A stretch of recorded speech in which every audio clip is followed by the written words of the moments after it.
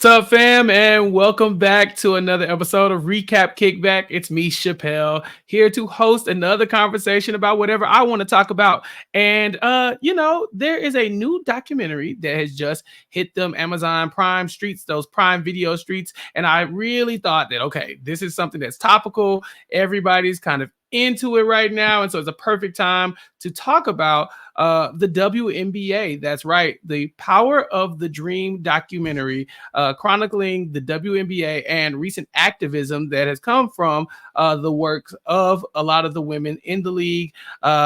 It's out, and I wanted to talk about it with some WNBA experts. So before I even get into my guest, please let me just thank everybody for being here every week for Recap Kickback, all the feedback, all the love, the positivity. Keep sharing the podcast, keep subscribing, keep leaving the 5-star reviews and letting us know what you want to hear us talk about so that I can bring that to you. That said, I have to talk about my guest right now because brought some basketball enthusiasts with me this time. Returning to Recap Kickback for the first time in a while, Tricie J. Tricie, what's good? Hey y'all, how are y'all? What's up?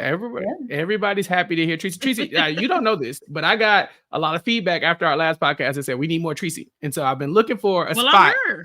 I was looking for a spot to put you on, and y'all, there's a little behind the scenes. I actually messaged Tricie and I said, "Look, I got a couple topics coming up. You decide which one." And Tricie, you said, "Put me on the basketball conversation." Easy. Yeah. So along with Tricie, somebody who I know who's been very into and tapped into the WNBA action this season and in past seasons, because she has been completely running my timeline with like all the stats, all the conversations, and I've been like tapped into her information. So one of my favorite people to talk to for the first time, Geneva, welcome. Thank you, Chappell. Really happy to be here. Yeah, I'm sorry. I feel like I've become like a Stan Twitter account when it comes to the W because like all my tweets are about the W. And I'm sure like because I mostly usually tweet about reality TV, being in that whole rap world, it's probably confusing for some of my followers because they're like, oh, I'm not accustomed to seeing this. But I think especially with this exciting rookie class, I've been even more engaged. And now that a lot of the games are more televised, I think that's made it very easy to kind of stay engaged with the season, especially.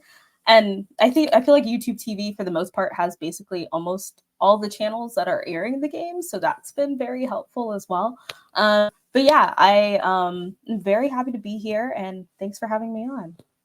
Oh, no, I definitely had to have you on. Geneva, I've known you for a few years now, and I actually did not know you were a big basketball fan. We've met a few times, and Geneva, you are a small person, and so I was shocked to see that you are so tapped into a sport that is so heavily surrounded by so many tall people. How did you get locked in this tight into the W conversations? Well, Chappell, I think the reason that I stopped playing basketball had to do with that factor that I am much shorter. But I did actually start playing basketball from elementary school through high school. So I do have a lot of experience playing myself. And so when I grew up playing basketball, not only did, my dad coach me, but, and I played on different teams, whether it was school or outside of school. But, I just actively always stayed engaged and involved, and sometimes would tune into the W or the NBA mostly in the house. And so, I've kind of had an on and off relationship with basketball in that sense.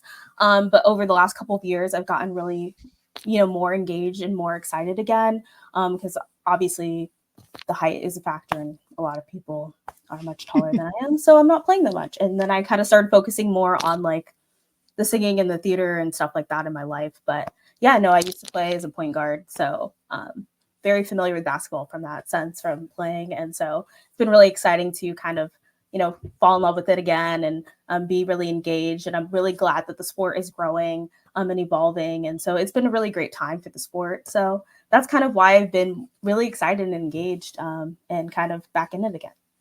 Yeah, you've been tapped in. Tricie, I didn't know you was a baller too. Okay, listen, I ain't no expert. Okay, don't call me no expert. Hooper, but star. I did dabble. Okay, Mm-hmm. I played from 14 to I graduated, and then I did a little intramural here and there when I was in college. I'm I mean, it's basketball. I love the sport. Volleyball was my main sport, and then I had a friend be like, "Come play basketball with me," and I'm like, "Sure," and I fell in love with it. Do I still think I can hoop? I do. I Yes. try. Me and my fiance go head to head, and he beats me every time. But I do try. I'm out of shape Mm, now, but I love the sport. I'm not as checked in as I used to be, but I have to agree with Geneva. This rookie class got me so back, like in the groove of things, and I'm locked in. I'm back watching the WNBA consistently now, and mhm. I'm just excited. This documentary just really opened up my eyes to a lot of stuff that I didn't know.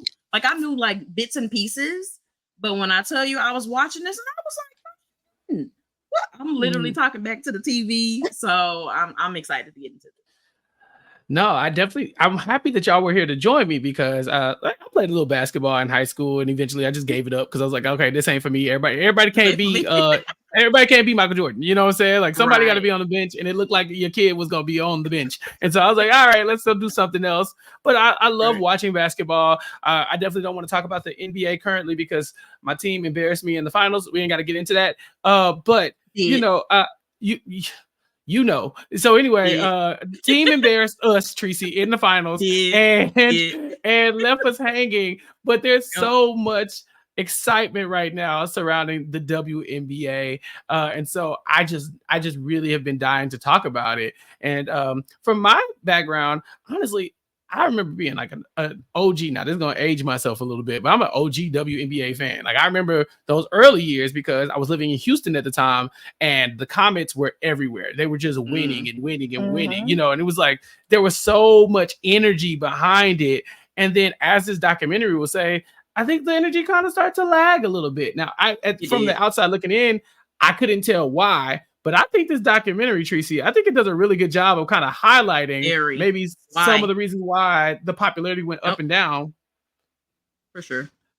Yeah, Geneva, did you find this documentary to be reflective of your experiences watching the WNBA as well? I mean, I think in some ways, and I think it actually kind of brought to light a lot of things, in a sense where I think nowadays, especially as we're kind of in those reality TV spaces, and when you look at a lot of the influencers or people who are contestants on these shows, they're kind of given a large platform to really speak on issues, and often fans want to hear what they have to say about issues. So I think it was very interesting to see kind of how this, small knit group of 144 players really were able to work together to kind of give some sort of really strong message about something that directly impacted them and their lives and how they are as day-to-day people. I think it's really hard to essentially erase your identity when it comes to certain things. So I think it was really interesting to kind of see um, just how I think as things have become more just like publicized and easily more shared nowadays, and just I think a lot of the topics we kind of dealt with when it came to race and sexual orientation, those I think are things now that are more kind of in the forefront than they were a little bit back then. So I think that's why it's become more of a topic of conversation. And especially when we see like 2020 on, there is really a huge pivot and a huge change in how we talk about things. So I think it was kind of really interesting to kind of see not only how the intersectional identities really impacted the league, but also how people were able to use that externally in this sort of conversation, especially during the pandemic when it was kind of a time where, you know, most of us were really indoors and I guess Mm. podcasting and doing things Yep. like that. And so it was like interesting to see how these W players were able to use their platform and use their voice when they were basically stuck in a bubble, and just the impact that they had and impacting elections and seeing that sort of shift was quite, remarkable to me, honestly. So I think it was really an eye-opening documentary, and it was really great to kind of see like some of these players out, we've known of for years, and see how they were really instrumental in this huge movement. No, I big agree. And I want to talk about the documentary for sure, right? So we've gone about 10 minutes before actually even discussing what we're about to talk about. But I mean, this is a documentary about how the WNBA uses activism in a time where there was a lot of civil unrest, a lot of racial unrest as well, a lot of brutality against people of color, black people, black women, and a lot of bigoted behavior in the United States that was being supported by, it seemed like, the popular culture at the time, right? Like it got very cool to be hateful to people for a little while, and the WNBA players were affected by that in a way that a lot of other leagues were not affected. And so this documentary really goes in and shows how they took a stand, how they used their voice, their platform to advocate for rights and social justice amongst all the people in the United States. And they even led to making some changes on a government level as well. And so I was shocked. I was there. I remember being there in 2016 when all of these conversations are popping out. But Tricie, I ain't know it got this big. I had no clue. Didn't. I mean, looking on the outside, looking in, you look at it and it's just like, okay, I agree with these women. They have these t-shirts. They're taking a stand. They're, and you think it's just that. I really like the fact that they really dove into it. They did their research. They went in, like, they weren't just, there are many people that I'll wear a bumper sticker. Yeah, I'll put the I voted sticker on. Okay, but let's see what you actually did. I love the fact that, I want to say, what's her name? Leffler, Kaylee. What's her name in the documentary? Oh, Leffler. Yeah, the former senator, Kelly Leffler. Yes, her specifically. You, girl.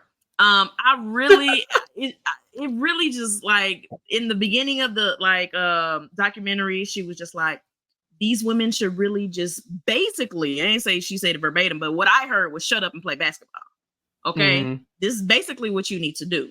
And then you get on through the documentary, and now when it seems like the tide is turning, she's like, I just want to protect our right of freedom. I just want to protect the fact that I can be free to say what I want to say. And I was like, what? Wasn't it a whole bunch of black women behind you trying to do that? And so it was a lot. They did more. I love that they just did more than what I expected, because of course I saw it. We saw the movement, we saw the t-shirts, we saw the news, the press about it. But the fact that they took this very seriously, and I just got to commend these women. I know they've done this a minute ago, but they're continuing this. It's 2024 and they're still trying to make moves and strides in the WNBA. And I applaud them, honestly.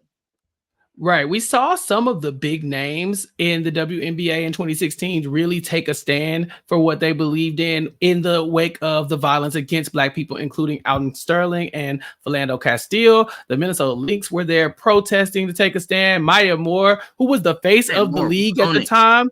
Right. The face of the league was speaking out. And Geneva, this is something that football is my favorite sport, but this is something that I really struggle with watching this documentary, because we saw the biggest names in the WNBA, who are nowhere near as big as the biggest names in the NFL, really putting themselves on the line. Whereas in the NFL, it was like big names kind of did it, but the biggest names didn't, right? And so it did, like, the movement in the NFL with Colin Kaepernick and things of that nature, it really didn't take off, because people always say, well, Colin Kaepernick, we could blackball him because he wasn't that good, or he wasn't, the face of this team, so we could move on to a different team. But there was no Maya Moore that was willing to say, I am the biggest, baddest person here, and y'all gonna have to go around me to silence us. We didn't have that in the NFL. And so I was very pleasantly surprised to see, the way that these were number one draft picks, Geneva, that were speaking out. Yeah. And I think that was one thing that was very, really interesting to think about and to contextualize, especially within thinking about the stakes that there were for these individual players. When we look at what the essential, the collective bargaining agreement, or CBA as we'll further call it, and really how in 2020 it impacted these players, a lot of these players were not making a lot of money. Even Maya Moore herself, like, yeah, eventually, you know, you made a bit more as you continue to play in the league. But like, even when I just looked at generally, like the number one pick in 2019, you know, was making about like $53,000. And then when they had the CBA, it became $68,000. And that's not even thinking about like the 36th or the last pick. So a lot of these players really, you know, they were at risk at impacting their own livelihood by making strong statements, by, you know, but in reality, they were speaking out towards people that they connected to because of their own backgrounds and their own identities. And I think, but when I think about things like the NFL or maybe even the NBA or other leagues, you know, they're making significantly also way more money. And I mean, part of that is because when we look at these leagues, it takes a lot of time to grow. And now we're kind of at a stage in the WNBA where we're kind of seeing it elevate. So it will eventually probably maybe get to a point where, you know, the women are making a significant amount of money. But like even the number one draft pick this year, hers was like $76,000. And then like the lowest is about 64,000. So I think the thing to think about too is like, you know, I think because, you know, the Minnesota Lynx were basically very prominent in the league with a lot of their championships. You know, I feel like for them, you know, if they spoke out, it's not like you can essentially, you know, I think, you know, pass out, but you can't brush them off because they are a significant voice. And then you also just can't brush them off because if you do, then it's like, it's just, I think it shows kind of a sort of like a disrespect towards, you know, the players who were there previously. So I think just more because I think it was just more remarkable to see people like Maya Moore speak out because she knows that she has this huge platform and that people will, you know, listen to what she has to say. But she also, as well as the other players, have to deal with that sort of tension of how do people respond? Is this going to alienate fans? Are we going to lose people supporting us? I mean, I think there was that sort of concern where when we look at the numbers this year, even with this rookie class, they're breaking records with viewership. But also like they did have viewership, but a lot of it was like, you know, 20 years ago. So there was a shift, I feel like, when we see a lot of these intersectional, I think, dynamics come into play. So I think it's just more, a lot of it has to do with, you know, I think a lot of other players who are maybe not in that space kind of also, you know, worry about how they're perceived and they don't want to ruin or tarnish their image. But I feel like these women are very confident in themselves and are willing to take that risk because they know that the platform they are given will lead to potential change or could lead to change. And they want to be advocates in that way. So I think that's probably, you know, a huge contributor. What do you think, Chappell? Yeah.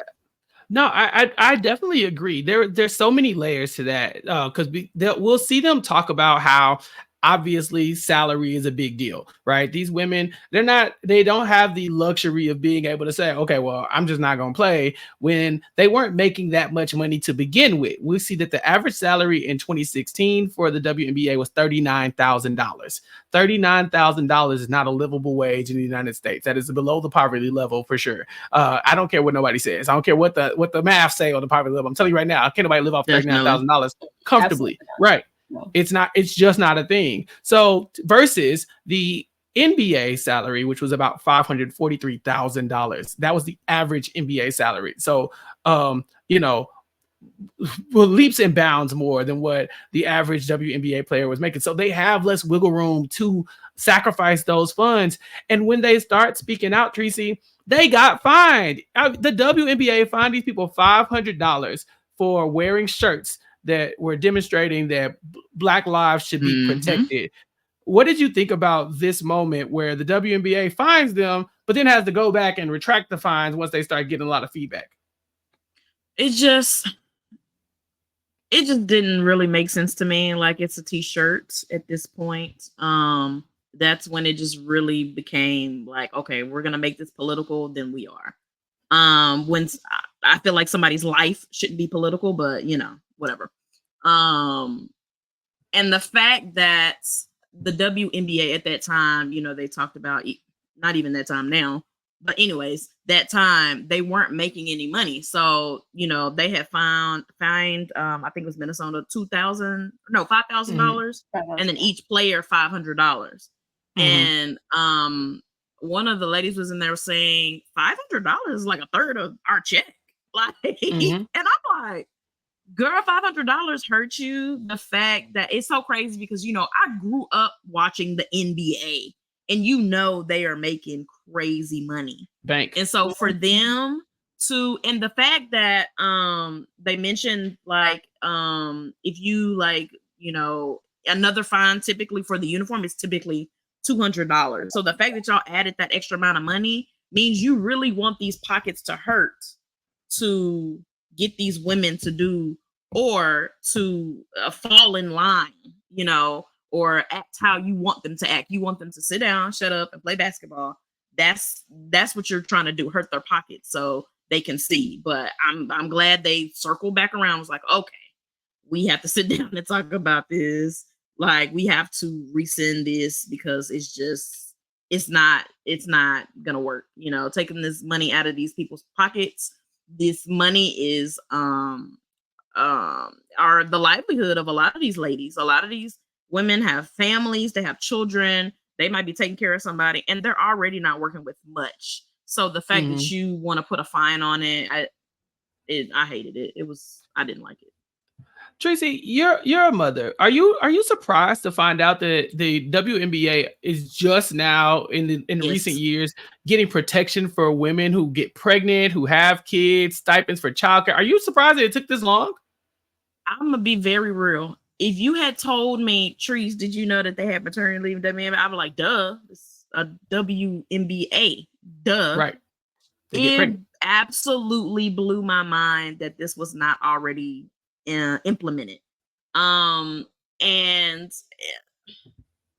it's like that should automatically, when it comes to like healthcare, specifically with the women, we grow people inside of us. Okay. So you think that was already, input, we're going to have time to take care of our children, and we need healthcare for them. If I'm by myself, or if my husband is working, or if my wife is working, I am going to need to set up childcare for them. You paying me $50,000 a year, so I'm gonna need some extra incentive on top of that. So it absolutely blew my mind that it took that long. WNBA been around since 1996. So you mean to tell me this got what 2020, 22, something like that, 2022? That is ridiculous to me that it took that long for them to be like, let's give these women something. And it was so much pushback on it. It's like women are having a fight for the simplest things. Yeah, women should in the WNBA should be making $2, $3, $4, $5 million per season. But the fact that they have to even just have a conversation like, hey, can I have a baby? Can we get daycare? Which is nobody's business in the first place.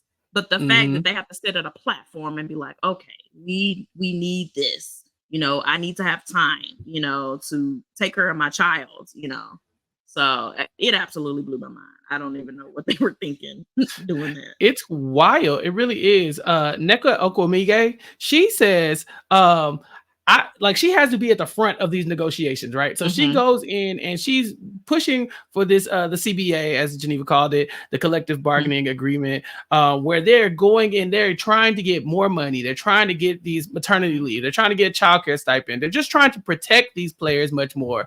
And there's, it's like it's right there. It's like you have these people who work for you. Why don't you take care of them? Anybody would expect that of their employer, especially in the year of our Lord 2020, 2024. Like we're moving forward, y'all. Let's come on. We gotta start progressing. And the league is trying to progress in a way that they can lead these other leagues into doing and taking care of their people. They were talking about women's soccer, maybe even having some of these changes made for them. And you're like, blows your mind that you think nobody was doing this at first. But Tricie, you brought up politicizing people, right? And like the fact that your existence shouldn't be political. Geneva, you made a really good point about how a lot of these issues in the WNBA, they all intersect, you know what I'm saying? And so that's why this league specifically is so political, because people are always trying to govern Black people, trying to govern women, trying to govern the LGBTQ community, to where there's so much legislation made that the WNBA, Geneva, inherently is all the way political throughout. And that might be some of the reason why the popularity ebbs and flows sometimes. Yeah, I think that definitely has a lot to do with it. And I think when we think about just I feel like a lot of these movements, especially when it comes to LGBTQ rights, when we think of Black Lives Matter, unfortunately, there is a lot of negative discourse towards that. So I think when players are more vocal about their identities, and I think even Sue Bird noted that they're allowed to wear Black shirts for Pride Month, but then they were being fined for wearing the other shirts. So like that was kind of strange. But I think just like, thinking about those sorts of things, and I think being more vocal and outspoken about those things kind of led to, I think players feeling concerned about being vocal and being open about certain things because of how that might impact the viewership. But it is challenging because it's like when you're seeing, things like police brutality, or you're seeing people not get this, just the basic human rights that they deserve. For a lot of these players, it's hurting them emotionally. And so it's like, even though they have the ability to play basketball, doing something that they love, they're still seeing what's happening on the outside. So for them, it's, sometimes very hard to really disconnect them because, it is happening. And so I really empathize with a lot of these players, just kind of hearing the challenges that they went through. And one thing that I really did like hearing too was like, even when a lot of these players were getting things like these sorts of fines, a lot of the vets or the veterans, they were like, I got you, like, I'll help sponsor you, which I was just like, it shows how really close and supportive this league is. And, one thing that we probably have heard a lot, especially in the discourse, is it's like the most competitive women's league in the world when it comes to basketball. There are only 144 slots. Thank goodness we're having an expansion, and we'll see the Golden State Valkyries and the Toronto team coming. I'm very excited about that. And, hopefully, the 16 teams by 2028. But it's just like, that is the challenge, is you have players coming from all over the world to compete in this league.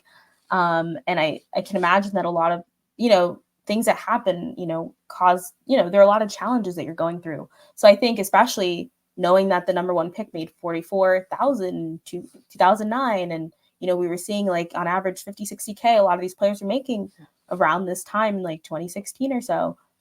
I think it was really great to kind of see that sort of support. And like even Jemele Hill made a comment like, if I'm making $50, $60, $70,000, I'm probably not going to really make any comments. And honestly, I think that in a sense, that's valid as well. I think there is that genuine fear of, if I speak up, or, how is that going to impact me in my career? And a lot of these women are trying to, put food on the table, support their families. And the thing to think about is like, it's only for like a small period of time, mostly in the summer, early fall, that these women are playing. A lot of players have to go overseas because, they don't have enough money to support them through the year.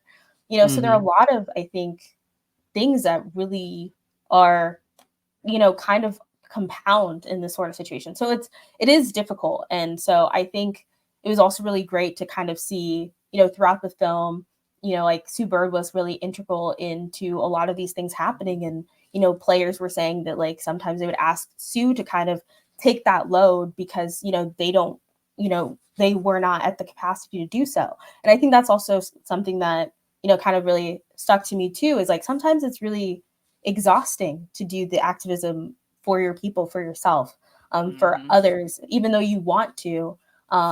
So I think it was just really impactful to see, like, there were a lot of people in these spaces that were involved in these discussions, and, NECA and a lot of people that were, really involved in the CBA. They were really trying to ensure that these players were essentially set up. And now, we have these great things, like not only do they have the salary, their housing is paid for and they get a car to drive. So it's like really great to have these sorts of essential, resources to support these women. But yeah, obviously there were a lot of challenges, as we know, in this film that kind of touched about like the pandemic hitting, and would they even have a season. But it's like they don't, then the W could honestly like die because they weren't active. So there were just so many Yeah. challenges, I feel like, at this part in time. And those challenges really galvanize these players in a way that it's like, it's sad that it has to come to that, right? It's sad that it takes, all this activism and stuff like that to really tighten this group of women together. Like, but it's like it happened. And it's like, okay, when all the stuff started happening, right? When the police brutality is now on the big screen in front of everybody. We're watching people die on Facebook Live, watching people die on Twitter videos, we're watching, people getting murdered in cold blood. And these women are sitting at home like everybody else again. What do we do? Is COVID is happening. So you don't have a lot of interaction with other people. We're all glued to our TV screens and stuff. And so they do have to make a decision of whether or not they're even going to continue to play basketball, which we know puts food on the table, and barely, honestly, with the amount that some of them are getting paid. So they decide to have their league in the bubble. We know that goes extremely well for the WNBA, and they are really one of the forefront of all these leagues that refuse to stop playing. Like, we know football kept playing, but it wasn't for activism reasons. And I think it's so cool to me that the WNBA made sure that, Tricie, when they came back, it was like, oh, we'll come back, but we want all our money, and we want to be able to dedicate this to the say her name movement, where we talk about the slain women, including Breonna Taylor, who were murdered by the police. I thought that was one of my favorite parts of this, was just learning that, Tricie. Yeah, and the fact they even took out the time to like reach out to her mother, I love that part. That was so sincere, because you can easily just be like, this is for you, So I love that they even took that initiative to go out and have that conversation with her. It was I loved this. Look, I want to tear up a little bit. No, I understand my feels a little bit. No, I understand too, because we were all there. We all witnessed the atrocities that were happening at the time, and we saw people taking a stand in different ways. And I think that this documentary is very important because it does highlight the work that these women did. Because from the outside looking in, it did look like, okay, all the sports teams are taking a knee at some point, or wearing shirts at some point, this, that, and other. But you really got to be tapped in to see that no, the WNBA is leading these efforts in a lot of ways. Right? They're using their smaller platform than some of these other people have, and less salary, less resources, and making more of it than any other league is doing it towards social action. So yeah, it's tough because it's such a tragic event, but it really does bring them all together in a way where, they do have the veterans almost sponsoring the people who can't, afford to sit out a game, or or to miss out on any salary. They're like, okay, you're getting fined. I'm a come have your back and make sure we take care of each other in that way. And I think all of those intersecting identities in the WNBA leads to that. It's like you can't say, okay, well, I'm not going to speak up about this one because it don't matter to me, when all the rest of the issues do. You know what I'm saying? Like your women's rights, reproductive rights, LGBTQ rights, they're all like racial injustices as well. They're all outlined right there. And then it's like you put them all smack dab in the WNBA and say, go. And then you have, people in politics trying to make decisions that affect all these women. And so I was just very happy to see that they were able to really bring everybody together to talk about that. Geneva, Kelly Loeffler is the co-owner, or was the co-owner at the time, of the Atlanta Dream. And she adamantly opposed the Black Lives Matter movement and wanted to put American flags on the back of these jerseys as well. And to me, it feels like, for somebody who says, let's leave politics out of basketball, isn't that exactly what she's doing by, taking a stand against people who are looking for their rights in a normal life and just living, just existing? And she's speaking out against them as the owner of the team, Geneva. Yeah, that was a very complex dynamic. And, I feel like a huge crux of this whole documentary. I, felt for the women who were on that team, because I think it was very challenging for a lot of them who formed really close connections with, with her as an owner. And then just finding out that, like, she didn't really seem to be empathetic to the challenges that they were experiencing, or the experiences that they were really hurt and impacted by. And I feel like in a situation where it's like, if you feel, because maybe, I think at that time, maybe prior to a lot of this happening, she felt that there wasn't that discussion because, this was kind of a massive wave within the WNBA of having this sort of discussion. But I just feel like in that sort of instance, maybe it would have been, maybe a situation maybe where she maybe focused solely on, her political career rather than combining her political career, in conjunction with the basketball, because it kind of felt weird to hear her say, this league isn't about this, and then was, calling them certain names and saying these certain things about these women, and how they're trying to advocate for their communities, when in turn, she's providing also, her opinion and perspective on that. So I think it was definitely challenging, and I think really like a contrast in a sense too, when I think they kind of touched on it in the documentary, the Atlanta Dream, the name in itself, it connected to MLK. So of all teams, I think of all teams, to Geneva, be the how owner does the of. MLK team be the one that's like, shut up and play basketball, Black lives don't matter? Like, of all the people, Geneva, Kelly Leffler, you got could some have picked nerve. any team. You could have picked Bruh. any team. That's the one you want to support. Okay. So I think In that was a little bit Atlanta? confusing, especially Right. knowing that background and knowing that history. So for her to say a lot of the things that she said, I really felt for the people on the team, because it was probably very difficult for them to be under an organization that was run by someone who didn't really agree with how they felt. And yeah, I think, there is that sort of argument of, oh, okay, play basketball. But I think in this particular instance, it was very hard for a lot of these players to separate that when they were directly impacted by what was going on. But I also think there are levels to this, which maybe we'll get in more to later. And I think people as individuals kind of, they have the right and the ability to decide at what level they want to show their activism. I think a lot of people were also in this film were also talking about, like, what can I do? And they were trying to figure out what they felt comfortable with, so for some people it's like wearing a t-shirt, or, signing, maybe signing something or a petition. But for other people, maybe it's being more vocal and saying certain things.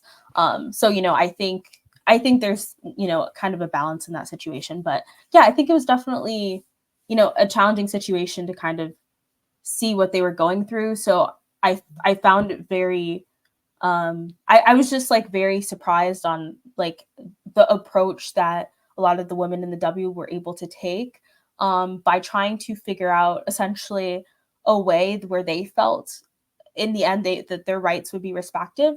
But even on a larger impact, because she was essentially holding political office. So trying to think about a way to ensure that, especially the players who are within that city, playing for that city, and all the people surrounding it with similar backgrounds and experiences, feeling that their voices were heard, through that political avenue. So I think just hearing this whole story about, how the W got connected with Raphael Warnock, and how that, he was polling at 9%, and seeing the impact of that in the runoff and everything.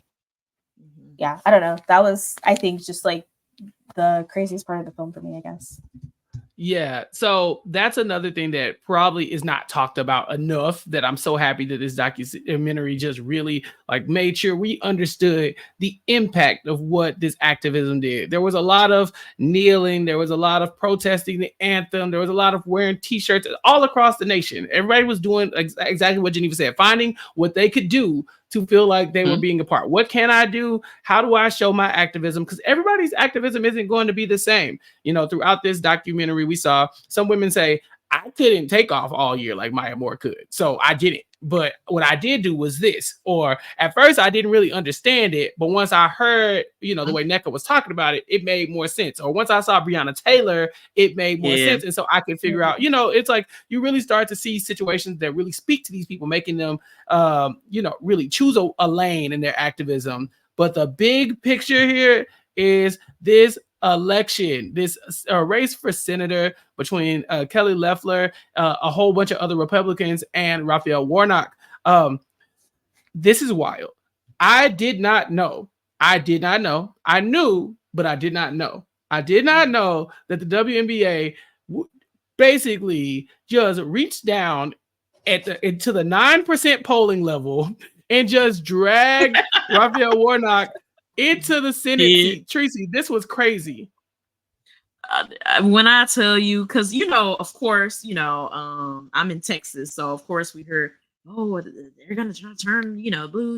It was a big deal, but it wasn't as big of a deal to me because I'm in Texas, and then it's like, oh, but he's only 9%. Chances are slim that he's gonna make it. And then it started heating up, and then we had the runoff, and I was just like, and I love the fact that they put in there that they were looking up, and they were what am I trying to say? They were investigating him, right? And I love the fact that they put it in there, because there is this misconception, and I'm not gonna say people don't do it, but there is a misconception that just because you Black, I'm voting for you. Right. That don't work like that no more. Okay. We are in a new world. You have to really look into what people believe in, what they're fighting for. I love the fact that, in the WNBA, you really have to take into consideration women's rights, the LGBT plus community, what women can do with their bodies, the racial standpoint of it, the supporting or defunding of the police. He literally touched on everything. I love the fact that they said they dug into his background, like, let's see what you're really about. And they really, really picked a good one. And when I tell you, after I watched this documentary, I was on Google, like, let me look into this. And when I tell you, like, I love like series like this because it really kind of opens up your eyes. And we know, of course, you were probably going to mention it. It led into, a bigger situation, the first Black woman, in that time putting into the Supreme Court? Yeah. Supreme Court. Yeah. And I'm probably getting ahead, but I really want to say it when Kamala told the senator, like, take this piece of paper and I want you to write. I love the fact you say, how Black women say you should do this, but you should do it. She volunteered him to do it. There you go. And I love the fact that he wrote to his daughter. His daughter's name was Chloe. He's like, Chloe, the fact that there is somebody in a high seat in the government, and she has hair like you. Woo! That touched my heart. I said, man, do you see what happened when people come together? Come together with research. Okay, that's the key thing. We got to do. You got to do your research. They came together with research with minimal resources. There is a small platform even in 2024, is a very small platform when you talk about the WNBA in comparison to the NBA, in comparison to the NFL, even in comparison to soccer. The WNBA is on a lower scale. The fact that say, you know what, I might have this small platform, but I'm going to be as loud as I can on my small platform. You're gonna see me, and I felt like with this election, they did that. And let me just slide it in here. Voting matters. Voting matters. It really does.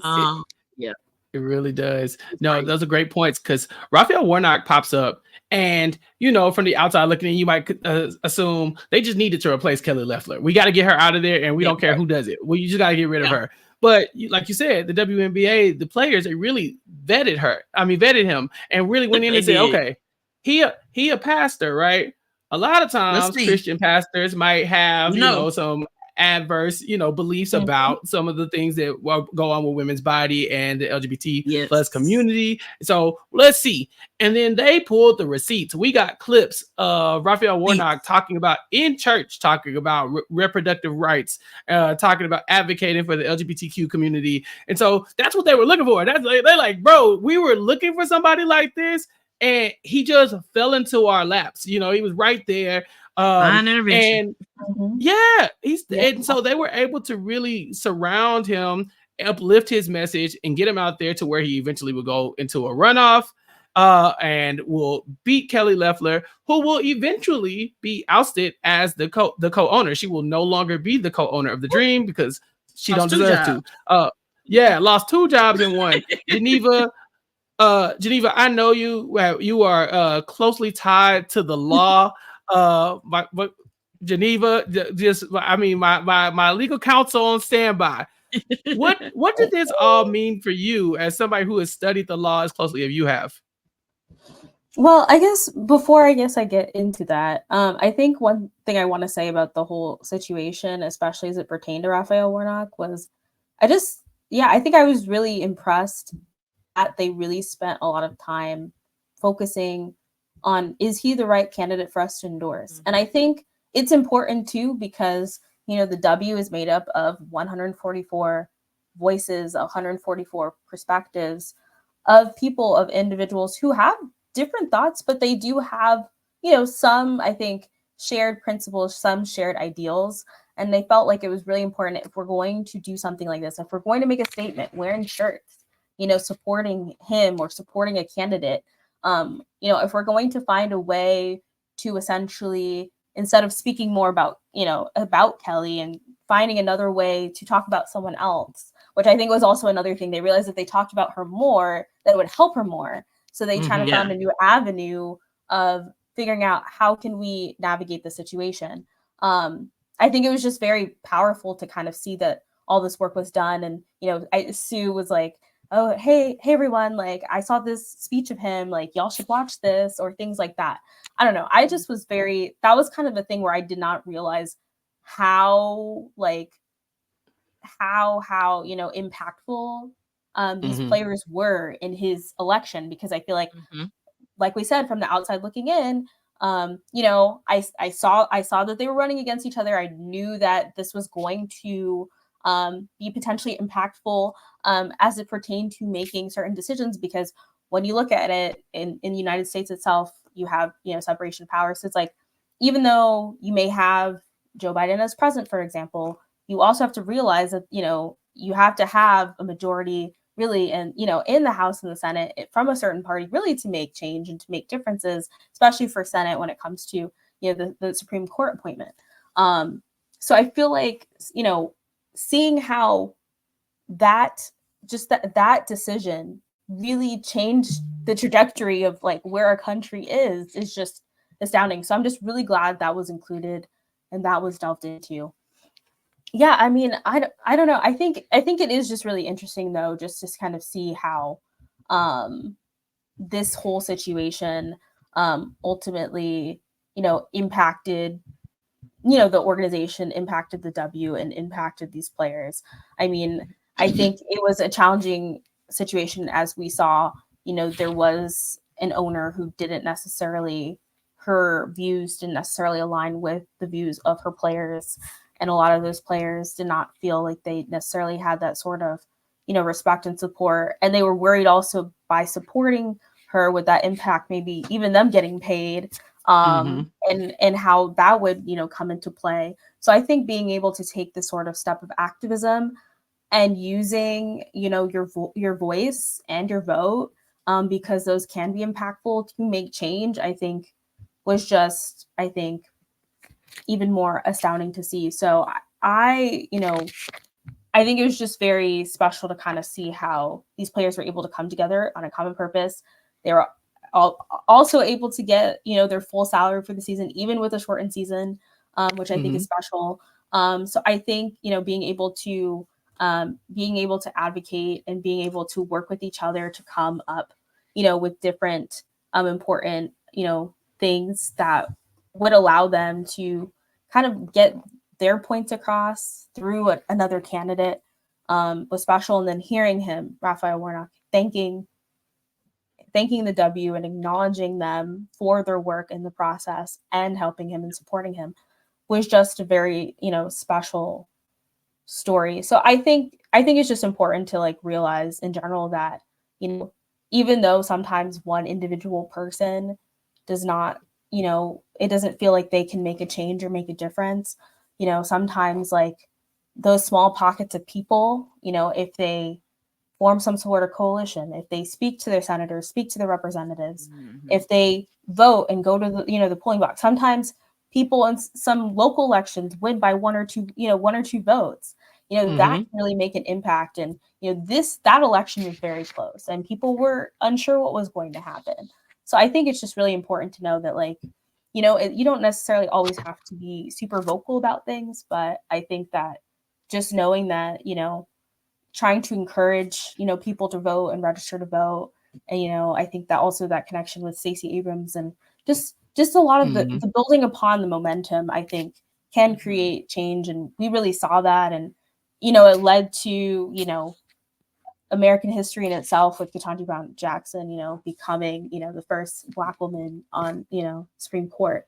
So I think just seeing that, you know, realize also it's weird to kind of see that sort of intersection with, like, you know, policy and law and basketball collide, because I guess those are things I never thought I would in my lifetime really see collide as much. Yeah. But I think it was really cool from that perspective, because, you know, I did study like poli-sci and stuff like that, you know, in undergrad. So yeah, so it's really great, I guess, in that sense, to kind of see how these players were able to, you know, use their voice in a way where I think people perceive them, okay, because they're athletes, they, you know, can't speak out against certain things, but it's like, but athletes, you know, they also have thoughts, perspectives, ideas. And I think two things can be true. I think that one thing can be true is, I think some players, like, if they decide that they don't want to speak out, that's fine. But I also think that not, like, prevent players from speaking out if they want to speak out. Right. No, I totally agree. One of the things that I noticed about this docuseries is that they do a good job of highlighting the players. You know, we really see the players in real time because they're recording this while it's happening. You know, we get like Instagram videos and different stuff, because back then during COVID, right, at the peak of COVID, I'll say, because it ain't went nowhere. But during the peak of the pandemic and the quarantining, I think that a lot of people were on Zoom recording stuff, going Facebook Live, Instagram Live. So we get a lot of that real-time footage, and we get good conversations that we get to peek in on between some of these players. These are first round overall picks in the W, and they are speaking out and they're making their voices heard. And then on top of all of that, Geneva's mentioned her twice already, but Sue Bird steps in also as an ally. She's not a woman of color, and so this issue, you would think at first glance, maybe this doesn't affect her too much, right? But she knows that in solidarity with her, with the league that she's grown to love, with these women that she wants to support, that her voice can be powerful. Sue Bird is actually one of the producers for this documentary, and we see that, you know, she is one of the people who, when fighting these fights gets so hard and so tiresome for Black people, people of color, people from marginalized communities, you need an ally sometimes to go out and say, all right, I'm gonna step in. And we saw Sue Bird step in a couple times and say, all right, here's, like, this wasn't like something that I need to be at the forefront of, because it's not, you know, it's not my story to tell all the way, but there's definitely things I can do to help out. So Tricie, I've watched Sue Bird play basketball, but this documentary really gave me a new respect for her. It did. I even like how she was texting her dad, like, getting information, like, let me see, because I would have been on Google too, like, hold on, let me look at the background of this. But I love the fact that they highlighted her, and I love the fact that she didn't make it about her. You know, she made it about supporting her team, supporting the WNBA, supporting women, supporting just the whole movement by itself. And a lot of times, which I'm sure we're gonna have a conversation about that, a lot of times just a simple, like, you know, a simple statement, you know, can go a long way, you know. So I love the fact that they highlighted her, because they honestly could have just put Black women in this documentary, but I love the fact, because I always love, as a viewer, I love different perspectives, you know, even though this is a Black issue, it's also a woman issue. You know, that happened. So it's like you getting different perspectives. I like the fact that they threw in there were people, there were women that, I don't know if I should really say something. And then by the end of the documentary, you know, they switched over And I think Sue being in front of that helped a lot of people come out, and not even just other people of other races. I think she might have patted a couple people on the back that were Black. They were like, hey, she's saying something. So I definitely love the fact that she spoke, on behalf of the WNBA and her team. Yeah, none of these groups are a monolith. None of these groups are like, okay, because you're Black, you all feel the exact same way about issues that are like strongly affect the Black community. Same thing with women. Not all women are fighting for women's reproductive rights. It's a fact. So a lot of these women are in a situation where they too are like sitting around, and some of them are saying, okay, well, maybe this isn't something that I definitely agree with, but it's better for me to be supportive of the women that are affected by it, because of the camaraderie the league has built between us, all of us in the bubble, all of us that are fighting for whatever issue hits home. These women were fighting for justice on all levels, for gender equality, for the reproductive rights that I was talking about, the LGBTQ stuff, like Black thing, like it was all just compounding. And so I feel like there's like one little thing for each person. Like at least one of these issues is going to speak to somebody or to somebody that they know. And so it's easy for you to connect to it and fight these fights. But you bring up a really good point, Tricie. When it comes to the allies, sometimes just a statement is enough to really just make people feel like you have their back, but also start to get other people to see your point of view. And so I want to talk about a little bit of what's going on in the WNBA today. Geneva, I've seen you online in the trenches, fighting the good fight out there, because you are so tapped into the WNBA discussions. We've gone this entire podcast without mentioning the names Angel Reese and Caitlin Clark, and so here I am to say it. They're the hottest topic right now in women's basketball, literally in basketball. The NBA finals just happened, and people are still talking about the WNBA, which is amazing, but it also comes with a lot of added commentary that might not be so helpful. I've seen some people really being critical of both sides, both of those women specifically. But one of the critiques that I've seen that's come up recently that I kind of want to talk about in regards to this documentary is the advocacy portion. I think it was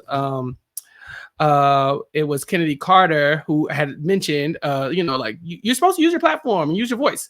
And so people have been looking to Caitlin Clark and saying, okay, Caitlin has this huge platform. She is one of the most popular names in sports, and albeit women's sports, but all sports probably right now. Should she be using her voice to advocate and her platform to advocate at such a big level for some of the things, or for just some of the other women that she's playing against? Geneva, I'm sure you've seen a lot of those conversations. Yeah, so I think one thing you were addressing, I think, might have been Dejanay Carrington, I think, who had actually... Oh, yes. Dejanay Carrington was the one who... it was a tweet, right? Yes, it was a tweet. Yeah. So, I think part of it, too, I think, is also to note is that I think it's important, I think, for people to speak out. And I think people should also, though, feel comfortable in speaking out, with things that they... feel versed in or feel comfortable in speaking out against. And when we're in, I guess, a league like the WNBA, and especially watching this, docuseries, you kind of get a sense that like a lot of these players, they tend to, advocate for a variety of different causes and are very vocal about that. But there are also other players who weren't necessarily vocal and open about that. But in relation to the issue you were discussing, there was a discussion of whether, like, what does essentially Caitlin think about certain cultural wars or issues that are going on. However, the one, I think, problem with that initial question was, I feel like the reporter was being a bit vague and didn't really address what the issue was, right? There have been issues with either fans or people who are out there who have said, negative things either towards Angel or maybe her teammates. I think there's been a lot of frustration, especially because the Fever had a tough schedule. They had 11 games in like 20 days. So it was a struggle. And I think these players were still trying to get to know each other. So there were a lot of dynamics that were, happening. And so I think generally people wanted to know what she thought about that, right? And, she does occasionally will post something on social media, but Caitlin doesn't really use her social media to comment on things. If she ever comments on anything, it's really like in a press conference if someone asks her a question.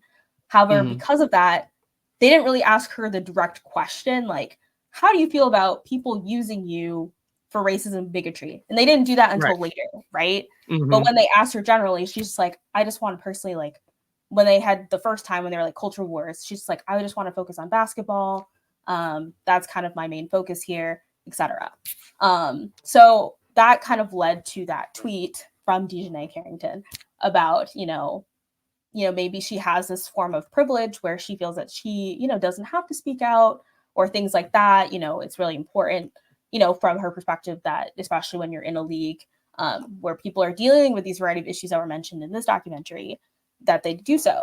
But then later she was asked the same day, basically a more pointed question. How do you feel about people using your name for racism and bigotry? And in that, she mentioned that she doesn't like that people are doing that, especially because a lot of players out there, especially players like when you think about Maya Moore, for example, is her favorite player, her idol. She grew up watching, she grew up supporting. And so she doesn't like that people have been using her name to fuel those things. And she also essentially, noted that people deserve to be treated with respect, regardless, of who they are. And I think that's basic human decency. I'm paraphrasing, but that's basically what she had said in response. So, I do think that while when you see other players, there are other players, maybe more like Angel, who are a bit more vocal with their platform. She, tends to not only communicate with her fans more directly, but she uses her platform a lot differently. And so, I think there's been a lot of discourse on whether it's right or wrong or if Caitlin should speak up more or she shouldn't. I think for her, one thing to think about is they are both going under a lot of pressure.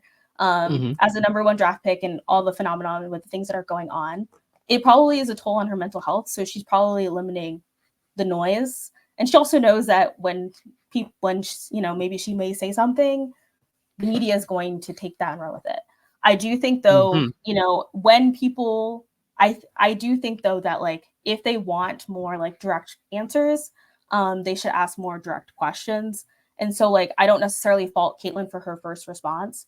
But I do understand that people feel that, especially in a league where her teammates are predominantly Black, when she's in, a space where people have different identities that are being attacked, she should be able to speak up for her teammates. But one thing I've noticed in a lot of her like press conferences or interviews or spaces is that she spends a lot of time devoting her support to her teammates, in the locker room or in separate spaces.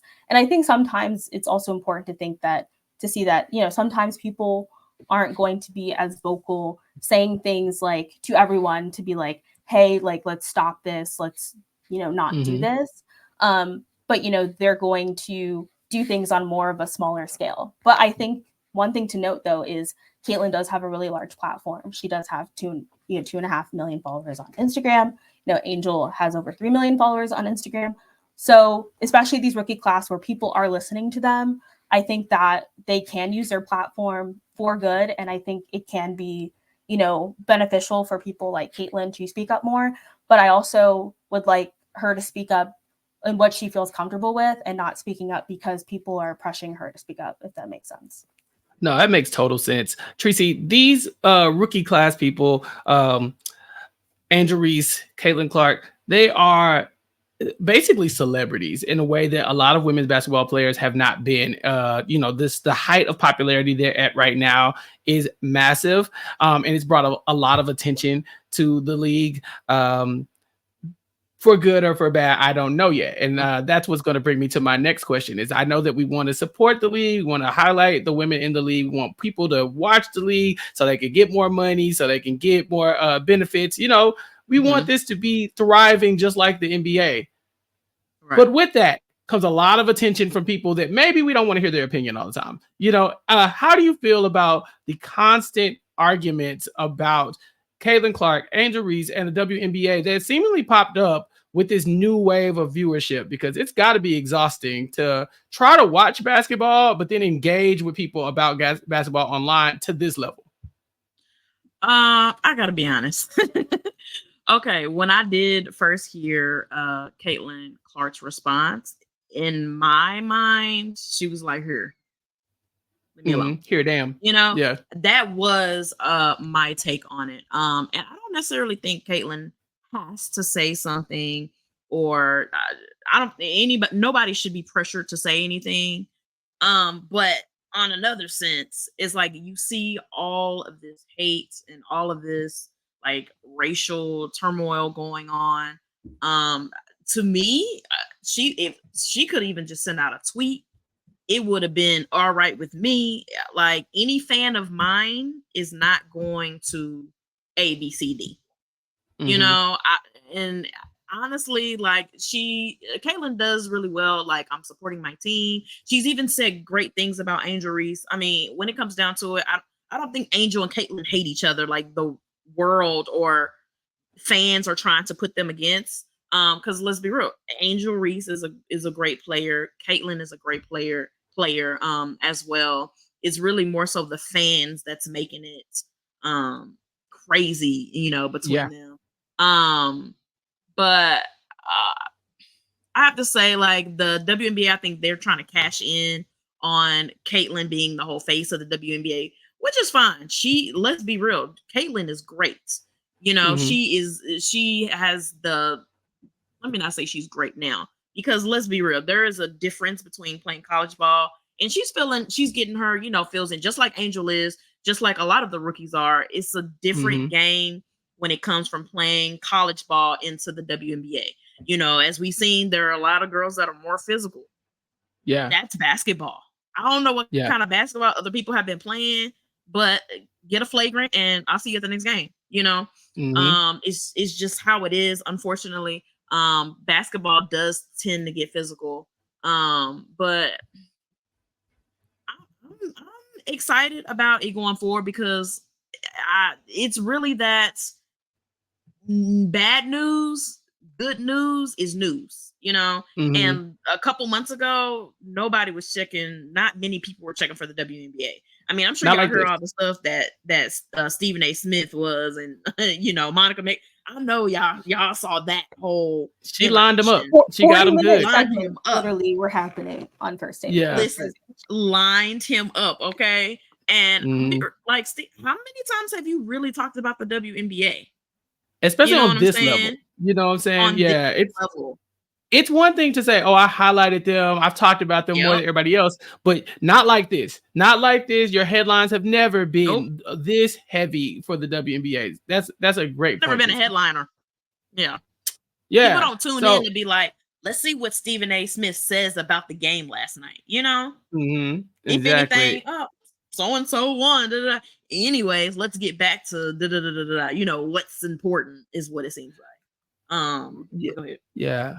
No, taking all of that into consideration, especially like in comparison to what we just watched in this documentary, it is kind of sad to me that, you know, that these conversations are so divisive right now behind the WNBA when it comes to Angel Reese and Caitlin Clark and all of the undercurrent of just like racism and bigotry and all that stuff, when we should really all be supporting these women in their endeavors and making this about the basketball, because we watch a documentary like this where it shows what these women can do when they're together, right? And so it's sad to me that the fan base is so heavily into, well, we just want to argue. We just want to fight. We don't really care what's going on. Only I can guarantee you a lot of the people that are doing these arguments aren't even watching the games. They're just in the chat rooms and on the social media, just arguing, just to use this as a way to mask their bigotry and their hate and to stir the pot because they ain't got nothing better to do.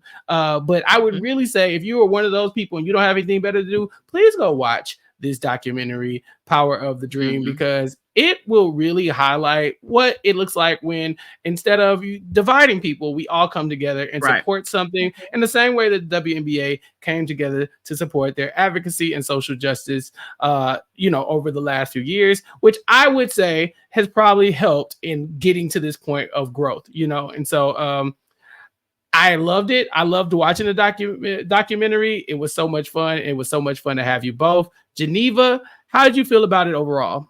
Yeah, I really enjoyed it. I learned a lot. I think it was really great to hear the variety of perspectives. I also appreciate they brought in some, journalists and sports agents and people who saw it from the external perspective. I thought that really helped tighten the story and just getting the nuances and details that we didn't really get in the forefront in the media.